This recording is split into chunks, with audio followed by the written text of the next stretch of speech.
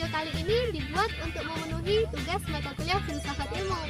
Semoga teman-teman dan terkhususnya untuk Bapak Bisri Mustafa, SPDI MPDI, selaku dosen pengampu mata kuliah filsafat ilmu kami, berkenan menonton video kami sampai selesai nanti.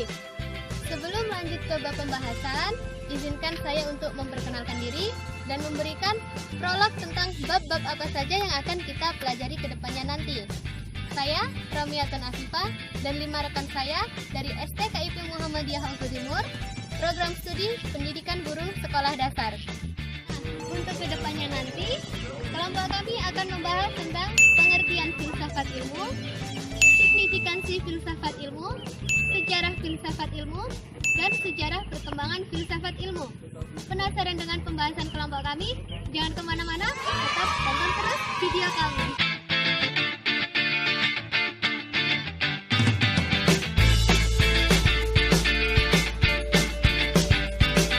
Filsafat ilmu. Sebelum kita mengetahui pengertian filsafat ilmu, terlebih dahulu saya ingin menjelaskan tentang filsafat. Filsafat berasal dari bahasa Yunani, yaitu philosophia. Philos yang berarti cinta dan sophos yang berarti kebijaksanaan. Selanjutnya ilmu. Ilmu berasal dari bahasa Arab, yaitu alima ya'lamu ilman, yang berarti mengerti, memahami, dan benar-benar. Sedangkan pengertian ilmu dalam Kamus Besar Bahasa Indonesia itu sendiri adalah pengetahuan tentang suatu bidang yang disusun secara bersistem menurut metode-metode yang dapat digunakan untuk menerangkan gejala-gejala tertentu di bidang pengetahuan. Nah, jadi pengertian daripada filsafat ilmu itu sendiri adalah proses berpikir secara mendalam dan sungguh-sungguh mengenai hal-hal yang berkaitan dengan proses pendidikan dan bidang keilmuan tertentu. Filsafat ilmu itu pun juga dapat diartikan sebagai perenungan yang mempelajari ilmu secara lebih mendalam mengenai sebab dan akibat. Signifikasi filsafat ilmu. Signifikasi filsafat ilmu merupakan suatu pemahaman filsafat ilmu. Nah, di sini juga ada manfaat dan tujuan filsafat ilmu. Manfaat filsafat ilmu diantaranya yaitu yang pertama, filsafat ilmu sebagai sarana pengujian ilmiah. Yang kedua, filsafat ilmu merupakan usaha merefleksi, menguji, mengkritik asumsi, dan metode keilmuan. Dan yang ketiga, filsafat ilmu memberikan pendasaran logis terhadap metode keilmuan. Di sini juga ada tujuan dari filsafat ilmu, yaitu yang pertama, filsafat ilmu mendalami unsur-unsur pokok ilmu. Yang kedua, memahami sejarah pertumbuhan, perkembangan, dan kemajuan ilmu di berbagai bidang. Dan yang ketiga, menjadi pedoman bagi para dosen dan mahasiswa dalam mendalami studi di perguruan tinggi. Dan yang keempat, mendorong para calon ilmuwan untuk konsisten dalam mendalami ilmu dan mengembangkannya. Sekian yang bisa saya sampaikan. Terima kasih. Saya akan menjelaskan tentang sejarah filsafat. Filsafat muncul sejak manusia mulai mendiskusikan dan memikirkan akan keadaan alam, dunia, dan lingkungan sekitar. Yunani kuno merupakan di mana tempat filsafat mulai dikenal dan dikembangkan. Jadi, hal tersebut pula yang menjadikan diri kuno sebagai sumber ilmu pengetahuan pada abad pertengahan. Secara umum, karakteristik ilmu filsafat adalah rasionalisme yang mengutamakan suatu pemahaman, pemikiran, akal, ataupun logika. Sejarah filsafat tercatat pada abad ke-8, yaitu pada abad pertengahan 400 Masehi sampai 1500 Masehi. Namun sayangnya, pada masa keempat, Islam mulai berangsur-angsur runtuh. Meskipun sudah mengubah dunia barat untuk bangkit kembali atau reaksis. Pada ciri-ciri di atas, kita dapat menggambarkan diri dalam bidang seni, politik, agama, ataupun ilmu pengetahuan dan teknis. Kini saya akan menjelaskan tentang sejarah perkembangan filsafat ilmu. Secara umum, sejarah perkembangan filsafat ilmu berdasarkan periodisasi dapat dikelompokkan ke dalam 4 periode. Periode yang pertama terjadi pada zaman Yunani kuno. Periode yang kedua terjadi pada abad pertengahan. Periode yang ketiga terjadi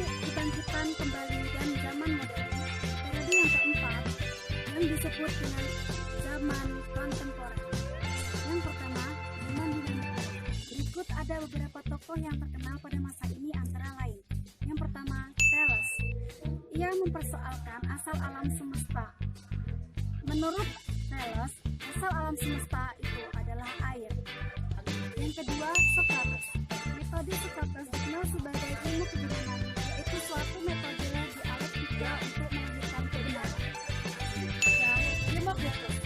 Ia dikenal sebagai bapak atom pertama karena Democritus inilah yang memperkenalkan konsep atom.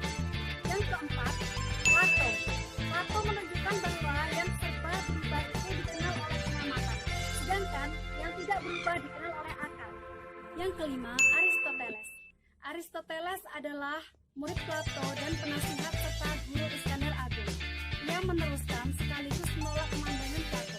Ajaran Aristoteles paling tidak dapat diklasifikasikan ke dalam 3 bidang, yaitu metafisika, logika, dan biologi. Baiklah teman-teman, kita akan membahas tentang sejarah perkembangan filsafat ilmu. Pada abad pertengahan, sejarah filsafat Islam, Majid Al-Fakih menyebutkan bahwa momentum perkembangan filsafat Islam terjadi pada masa kekuasaan dinasti Abbasiyah, yakni pada abad ke-3 Hijriah. Kemunculan itu ditandai dengan kiprah filsuf Arab pertama, Al-Finid pada tahun 866 Masehi. Pada tahun ini, di Eropa justru sudah lupa pada warisan Yunani. Sebagai penyelamat tradisi filsafat Yunani, para filsuf Islam kerap dianggap hanya terjemah filsuf Yunani, tidak punya gagasan sendiri. Anggapan meremehkan ini misalnya dianut oleh Ernest Renan dan Pierre Durkheim. Anggapan seperti ini membuat filsafat Islam dianggap tidak penting dan hanya dikaji dalam konteks sejarah filsafat saja. Kontennya tidak banyak dieksplorasi. Kemudian pada zaman Renaissance dan modern, Schiller adalah sejarawan yang menggunakan istilah Renaissance pertama kali. Kata Renaissance ini biasanya dipakai untuk mengungkapkan berbagai periode kebangkitan intelektual, khususnya di Eropa pasca abad ke-8 filsafat yang menyelimuti mereka pada abad pertengahan. Agak sulit sih menentukan garis batas yang jelas antara abad pertengahan, zaman Renaissance, zaman modern, dan zaman pertengahan. Sementara orang menganggap hanya zaman modern hanya perluasan dari zaman Renaissance. Renaissance adalah periode perkembangan peradaban yang muncul setelah abad pertengahan. Renaissance merupakan era sejarah yang penuh dengan kemajuan dan perubahan yang mengandung arti bagi perkembangan ilmu.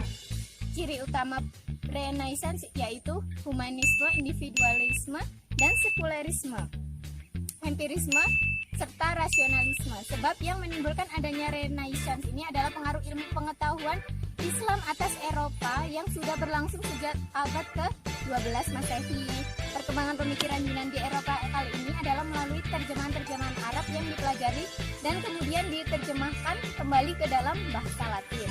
Walaupun pada akhirnya Islam terusir dari Eropa dengan gerakan yang cukup kejam, tetapi ia membidani gerakan-gerakan penting di Eropa.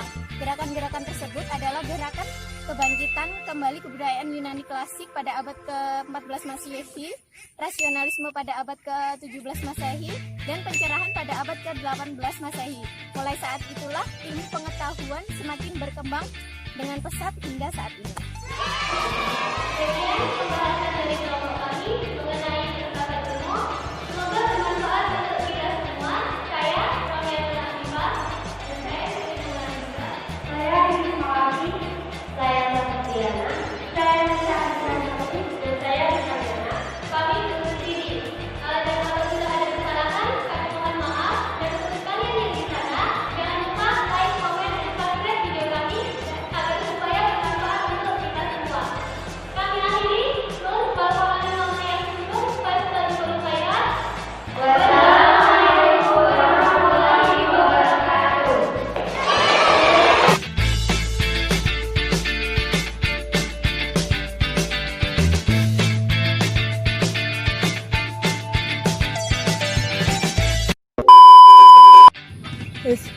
Tugas kali Nah, ke depannya nanti kita akan membahas Suatu bidang yang pengetahuan tentang